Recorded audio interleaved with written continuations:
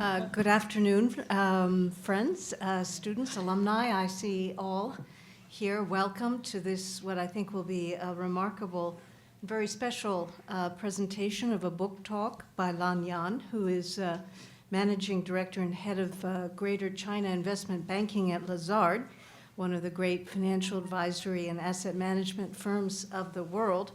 And she's really here today to talk about her new book, The House of Yan, A Family at the Heart of a Century of Chinese History. This is a very personal, unique account of her life and that of her family, set against the incredible tumult of modernizing China during the 20th century. And so I won't delay us further, but just to say, you know, it's a very touching work. It's a very personal work, written originally in French and translated, I think, beautifully in English. Lan has had a remarkable life and come out of the history of China and all of the pain that the family experienced through her personal resolve and great accomplishment.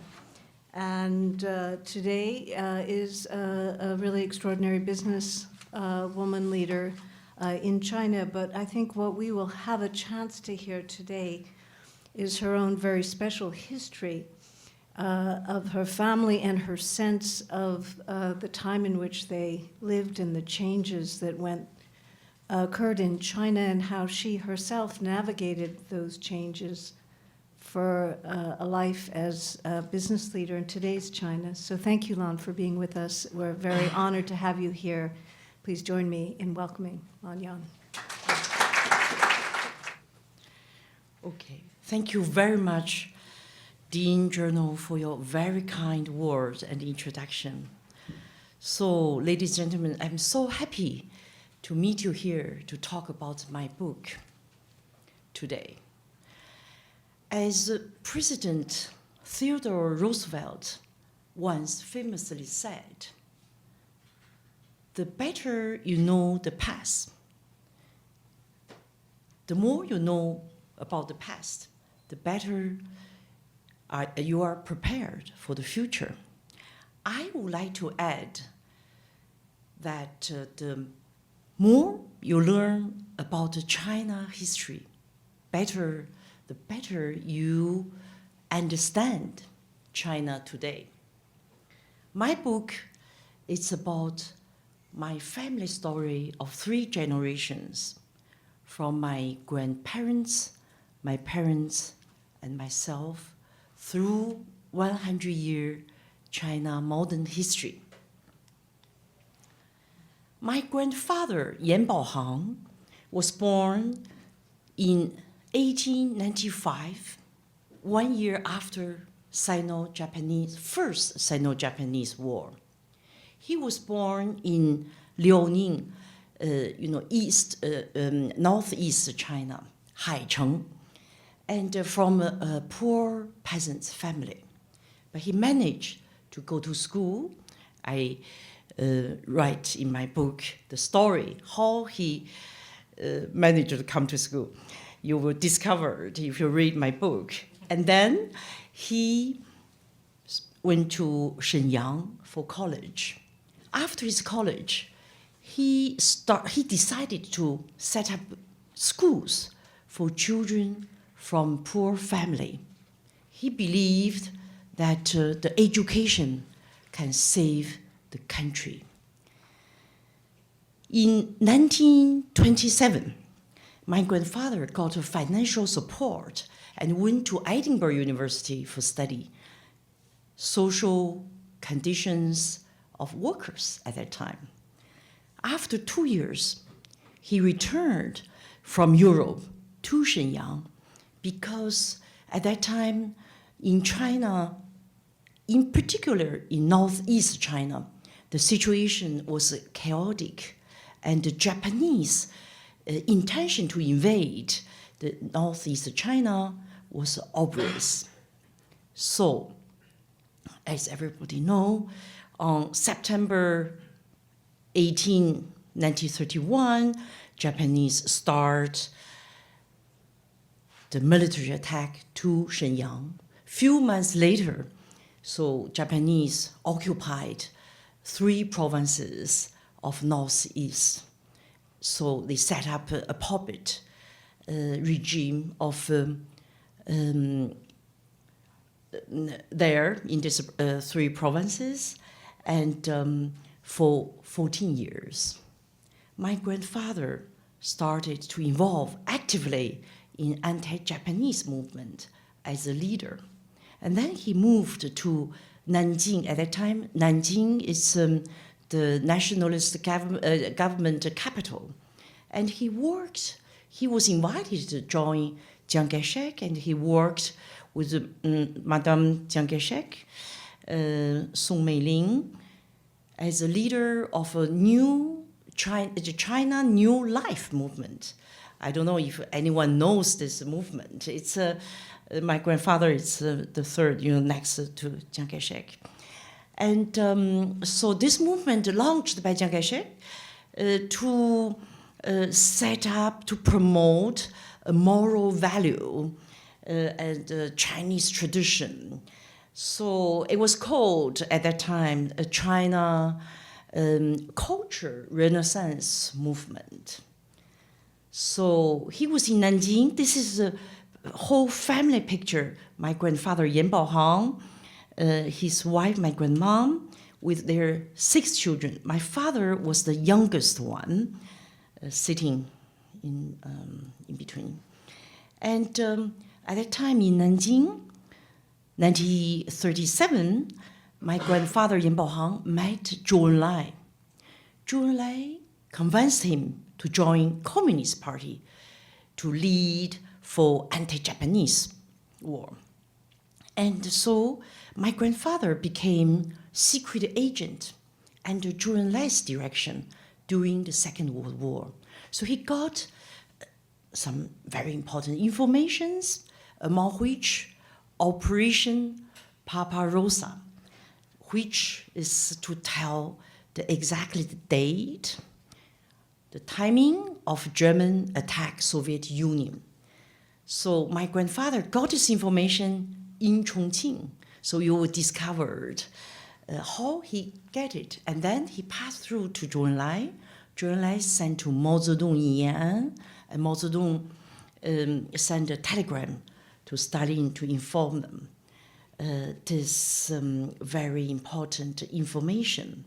50 years later, during at the 50th anniversary anti-fascist ceremony, Russian President Yeltsin find my grandfather's story in their archive. So gave my grandfather a medal, a merit as a hero of Second World War. So after New China set up by the communist government in the 1st October 49, my grandfather worked under the direction of Zhou Enlai, first of all in Ministry of Foreign Affairs, and then in the Chinese Senate, we called China Political Consultative Conference. My father, his youngest son, studied Russian at age of 16 and became Mao Zedong's personal Russian-Chinese interpreter at the age of 24.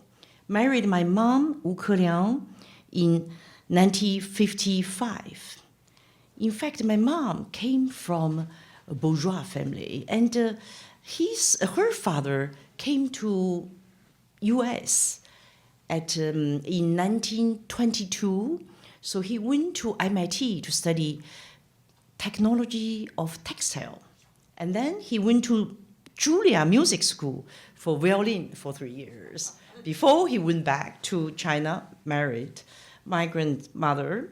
My mother was a diplomat. She spoke fluently English, French, and self-taught Italian because at the beginning of the 1950s, China in need of an Italian interpreter. So my mom went to a flea market and found a dictionary, Latin, Italian, Chinese dictionary. So she learned by herself. And she told me that certainly she was not the best Italian translator, but she was indeed the first translator for Mao Zedong, Italian translator for Mao Zedong. My father, as I mentioned, was Chinese leader's interpreter, Russian interpreter, so he involved in all major Chinese, Soviet Union top leaders' dialogue, discussion, and he is today only a lived witness of this period of the relation between China and the Soviet Union from honeymoon to the Cold War. This photo is the last photo I took with my grandparents. I was in the middle. It's not so clear, maybe, the picture, but it's at the beginning of Cultural Revolution, 1966. At 1967, both my grandfather, Yan Baohang, and my father, Yan Mingfu, were put in jail.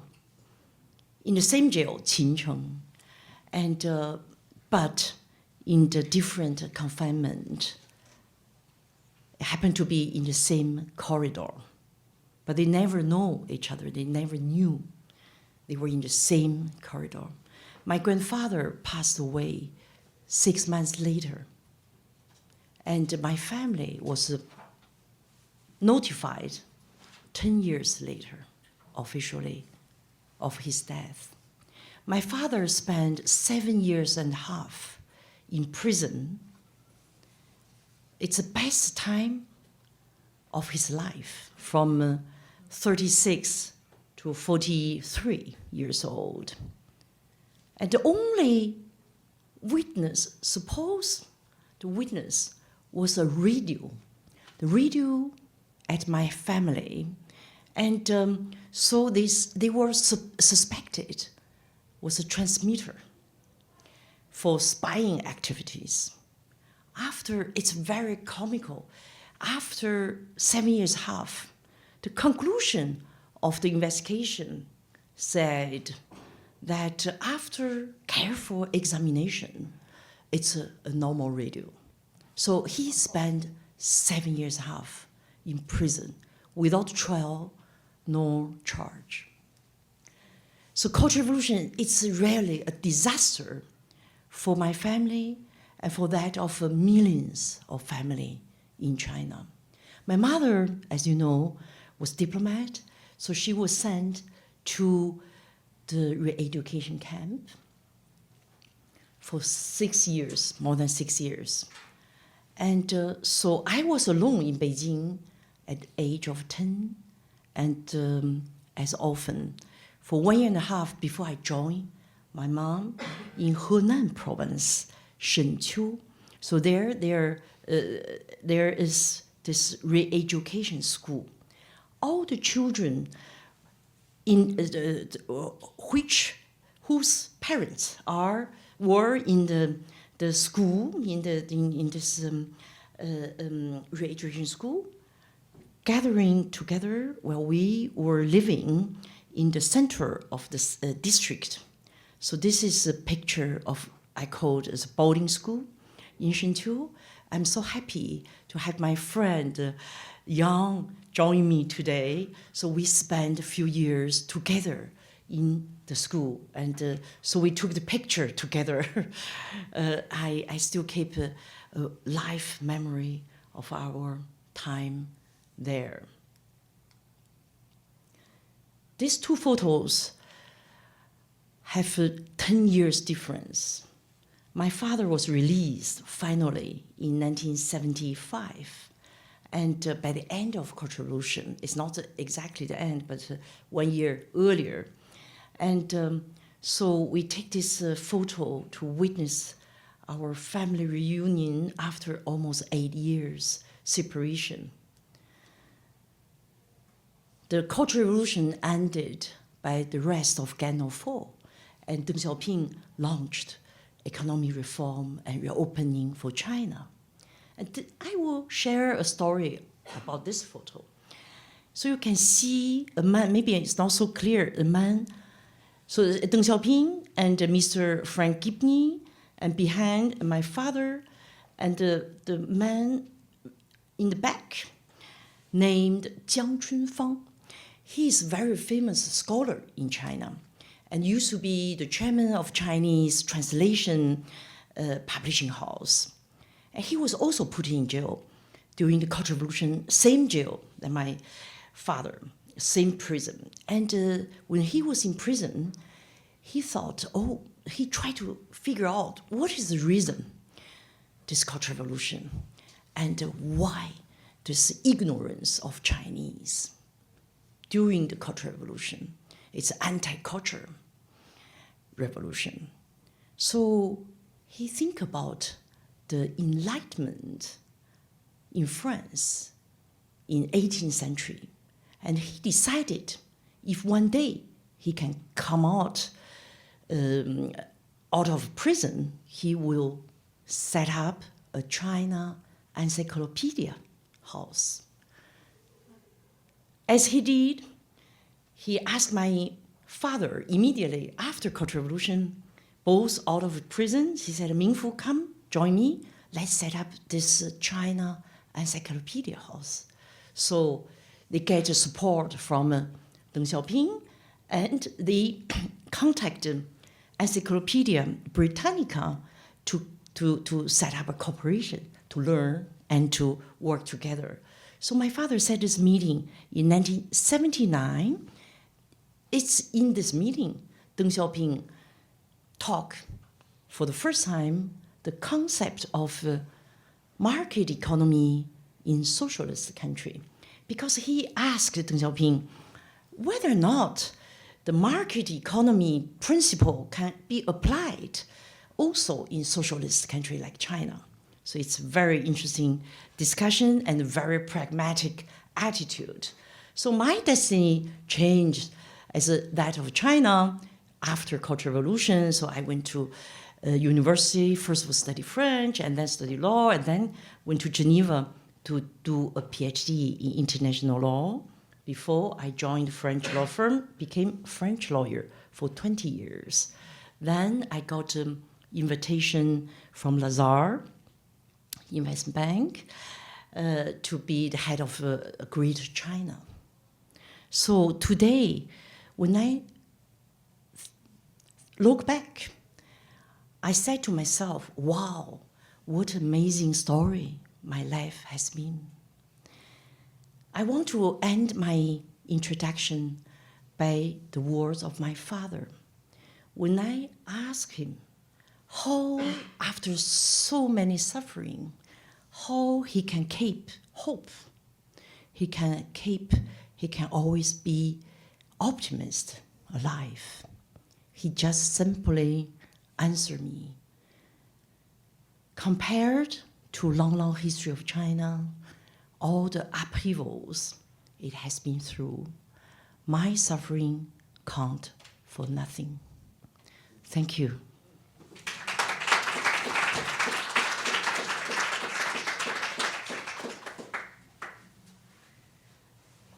Thank you very much. I'd like to, we have an amazing community of people with a deep study of China, many who've come from China. The first generation of young students after opening up came to SIPA. I think you have, they are part of a very close network in China, and I think you're part of that community as well. So I feel fortunate that we have many ties.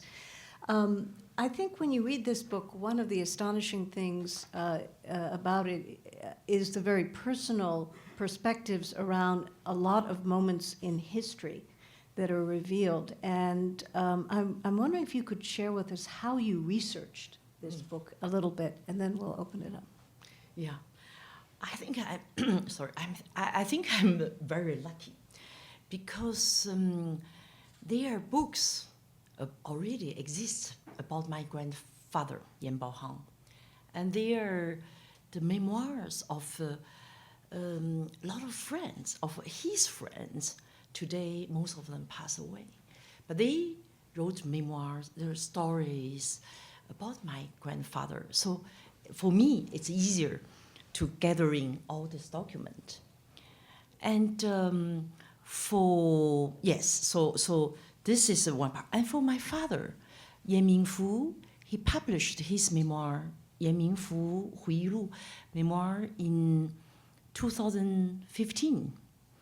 And so it's really, and also he wrote other books, especially regarding the Sino-Soviet Union relationship from honeymoon to Cold War, etc. So for me also, and besides, my mother, after her retirement, she did a lot of research about her family, and she wrote a book only for me, and she said, this is a gift for you and your son, so named My Life with Joy and Pain.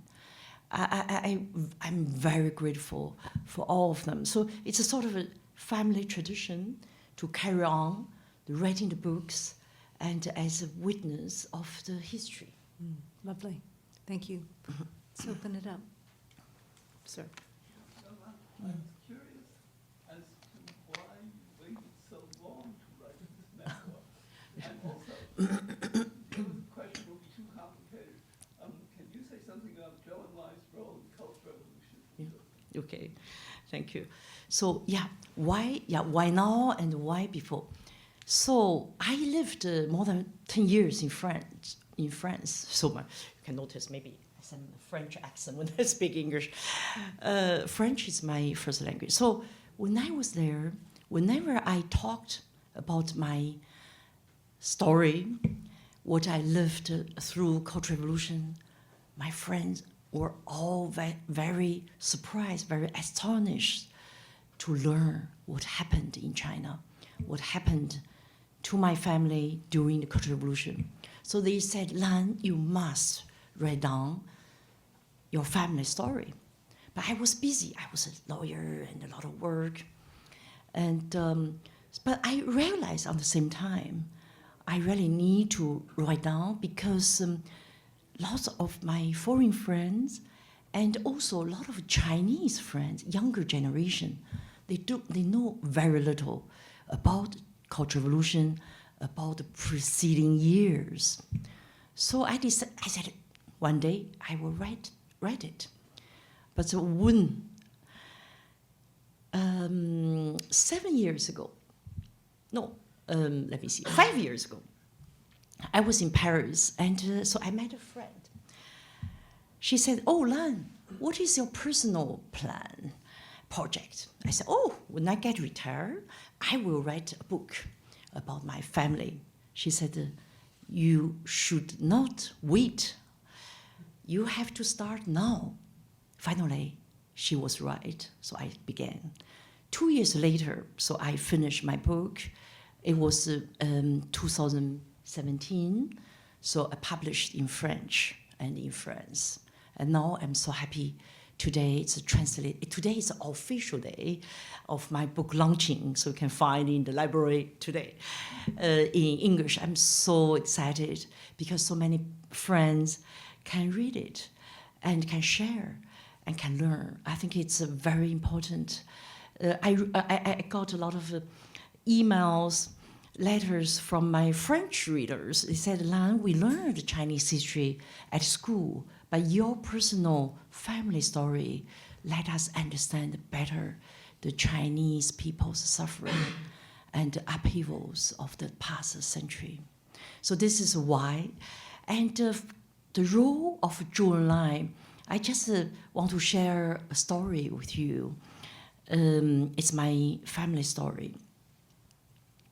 As Mary mentioned, so in fact, my grandparents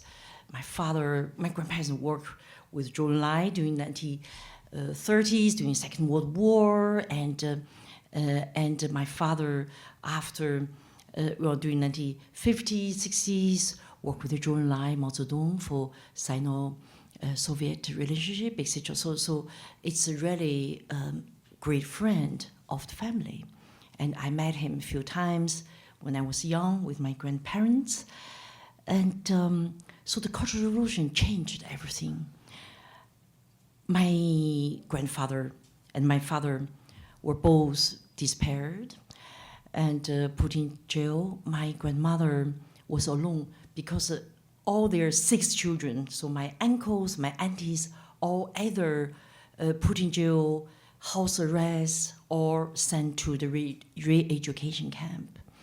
So my grandmother was alone in Beijing and get very sick. My third auntie in Shanghai, Mingguang, managed to escape the re-education camp and came to Beijing and to take her mother, my grandmother, to Shanghai.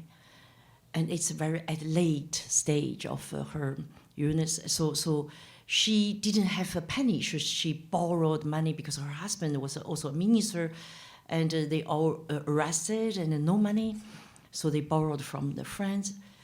Maybe 10 days earlier, then, well, my grandmother felt very sick. And before her death, she asked my auntie to write down a letter to Zhou Enlai.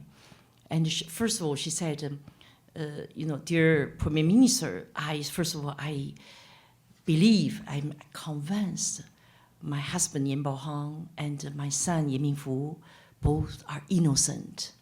Secondly, so we during the Second World War, we did all our best to help our comrades, the parties, and so today we have I have a huge financial problem. So could you consider to taking care of the reimburse all my medical and even the bills, medical bills and funeral one. And so she wrote this letter, and my aunt said, "Oh, how can we send to Premier Minister Zhou Enlai?" So I have another aunt in Beijing, and she said, "We don't have any access. We just put in the box, the post box, the nearest to Zhongnanhai. Zhongnanhai is a government, central government, so it's just next door to Zhongnanhai." But next day, my aunt got a phone call from Zhou Enlai's office. They said, Madame Yan Gao Shu, it's a great person, great lady. She sacrificed, she made a lot of sacrifice during the wartime for the communists. And so all the medical fees and other costs will be reimbursed. So I think Zhou Enlai was in very difficult situation, but he still tried when he could to help all these people. One by one. Yeah.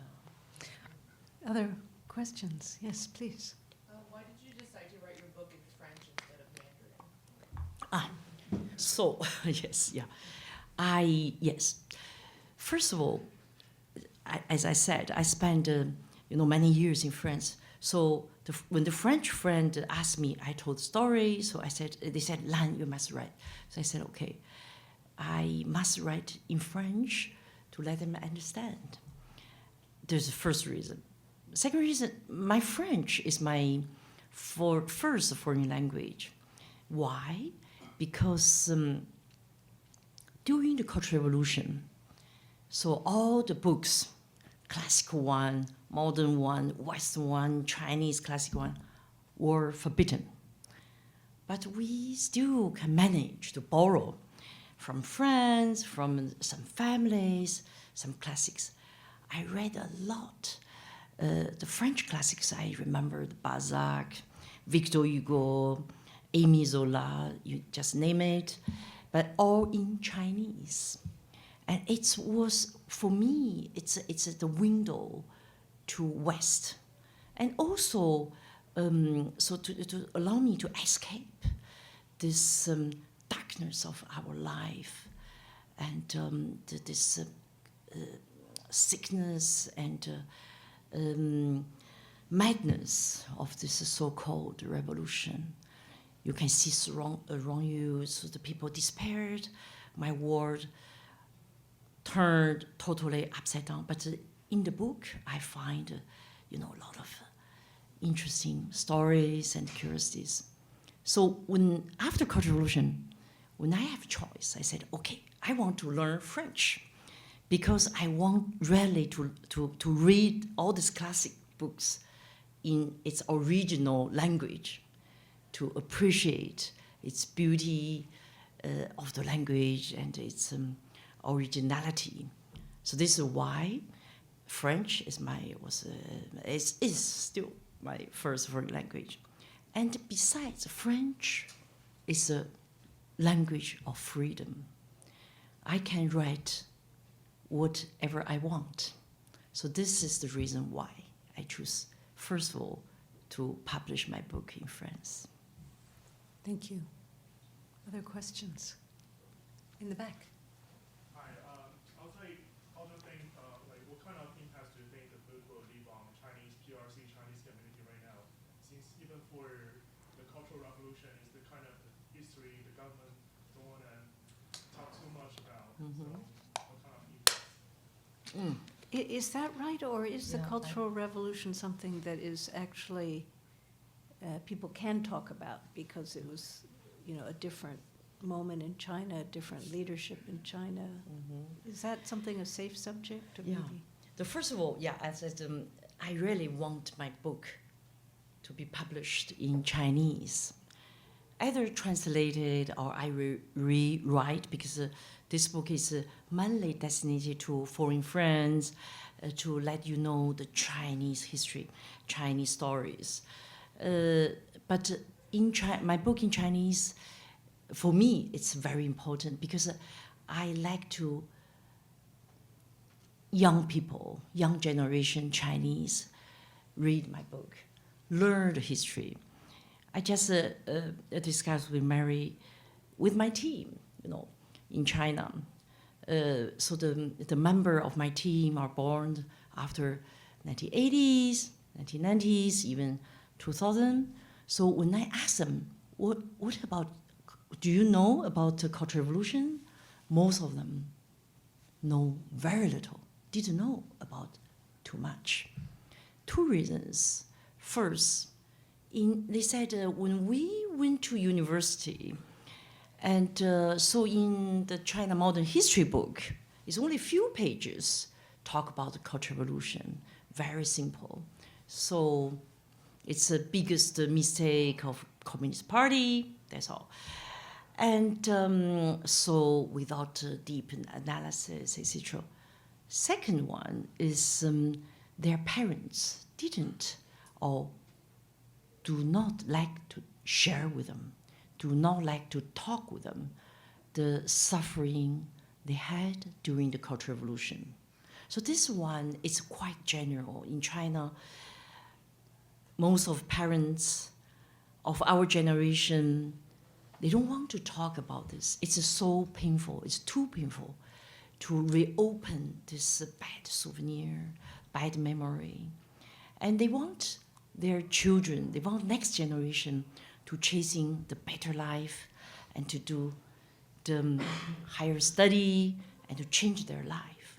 So this is the reason why. And today, the Chinese government, I think it also, they encourage to look forward, instead look backward and to reopen all this dispute, all this assessment, etc. So, well, I mean, it's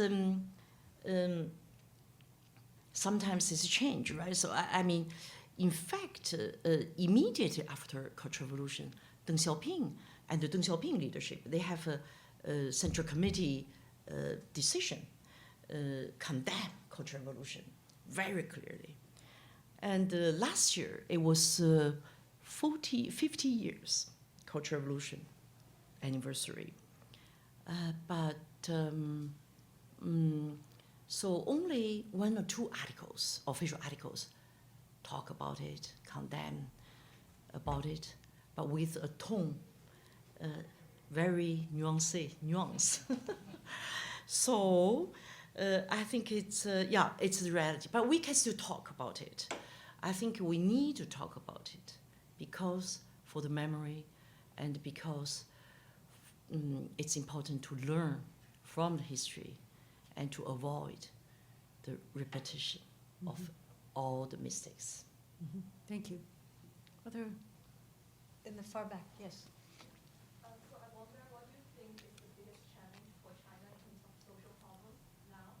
And how do you think working as director of Lazar Investment Bank can help to improve that problem in China?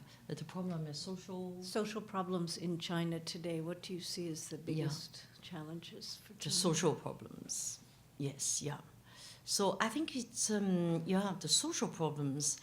It's really, I mean, today the China after 40 years reform, so the gap between rich and the poor, it's large, right? So this Gini coefficient is very huge. It's one of the important in the world, and so it's reflected in a lot of sectors. Of course, today we said it's still 45 million people living under the poverty line. So I think it's not only the government attention to help to provide assistance, and also for all the companies, foreign companies, Chinese companies have this social liability to assist. As Lazar, I think we are doing our contribution at our level. For example, we have, when you have the deals, and they have a social impact. For some company, they're about, on the brink of bankruptcy, and how you find a solution to save them, and what is the social plan for them, and also we also some project in restructuring. Now it's more and more deals and projects in restructuring sector in China. So this is a very challenging world, but we are involved at our level. And the third, Lazar, as our Lazar Greater China, so we have our program to help the children in the school, the remote school, and we have different programs by our employee to help. I think it's a very good question. I think it's really, for me, it's a change, because when I went back to China by the end of 90s, the people was not so conscious about social issues, and also, the help, contribution, to the people in need. But nowadays, a lot of companies, individuals, has this conscious awareness to help. I just give you an example. So my father told me once, he said, among all his jobs he did, the most important, it was when he worked at Ministry of Social Affairs, because then he set up China Charity Federation, because he said it's really, there's so many people need help, but one principle, how you can help, how you can help them to change their life, just like in Chinese, we said, when you gave a fish to a man, he eat it. But when you teach him how to fishing, he will benefit for his life. So this is very important in China to help. I thought that was an American proverb. It's certainly. Oh, really? Oh. But in Chinese, 授人以鱼不如授人以渔，是吧？ It's really become global. Yes, Sir. yeah. Yeah. Baruch, Madame Yan Lan, this is Lee from China. Thank you for your time and for sharing such a touching story. I really admire your father's optimism and his comment that his personal suffering is nothing compared to the historical sufferings and upheavals in Chinese history. But indeed, your family underwent such huge loss and suffering during that time. So I want to know your personal view towards the Cultural Revolution. And do you think the Chinese government and society have done enough to educate the younger generation to know about this particular period of history? And some of my friends in China and some of very senior ones in Chinese government, they told me that they think we need to learn more about this, but it is not the right time for the whole society to face such big event in history. So it's not the right time to know everything about the world. You buy that argument. Thank you. Yeah, what my view, so all my view about Cultural Revolution was written in my book. So you will discover it. So I must say it's a so-called Cultural Revolution is an anti-culture revolution. It's a disaster, 10 years disaster for China, the nightmare, and it brought China backward 10, 20, 50 years. And but what is most, important is important today. You think about this Cultural Revolution and its bad influence. It still exists. And, the value, the Chinese traditional value were destroyed a lot. So this is really the worst thing by this Cultural Revolution. And of course, we have to think deep to analysis how it's happened, right? And of course, it's Mao Zedong launched this Cultural Revolution. At the beginning, it's a personal struggle. The struggle for power, because he suspected that the top leaders like Liu Shaoqi, even Deng Xiaoping, would like to replace him. So he felt threatened by their presence. So he launched this mass population movement, the revolution, against all the anti-revolutionary, revisionist, capitalist, bourgeois, etc. So it became a movement between the human being, between the Chinese.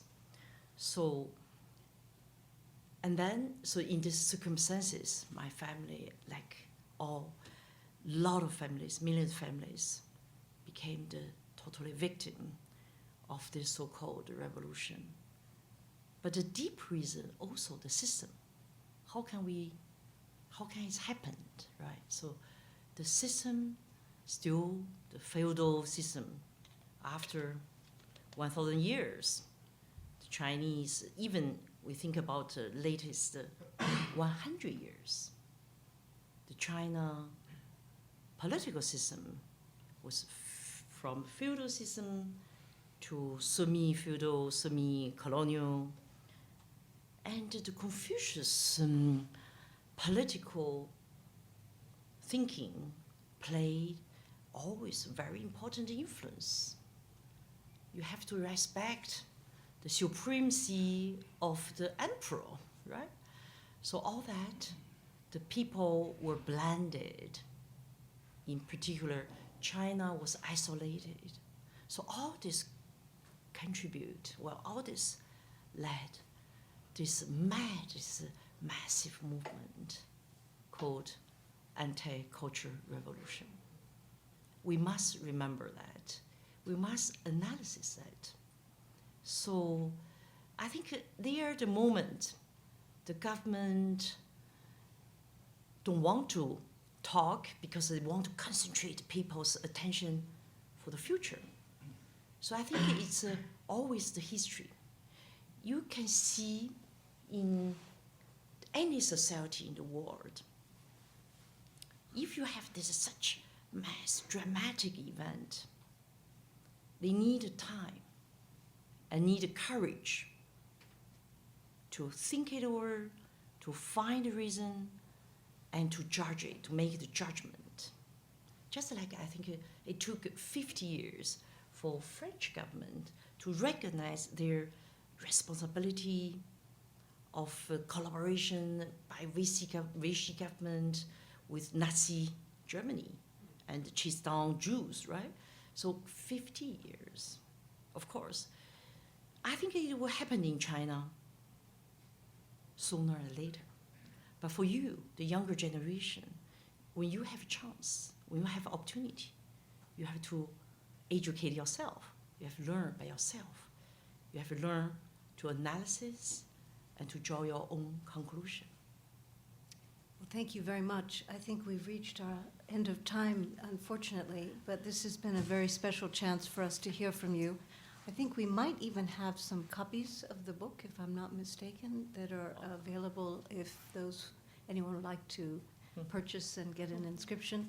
Please, thank you for joining us, and please join me in thanking Lan Yan for being with us. Thank you. Thank you very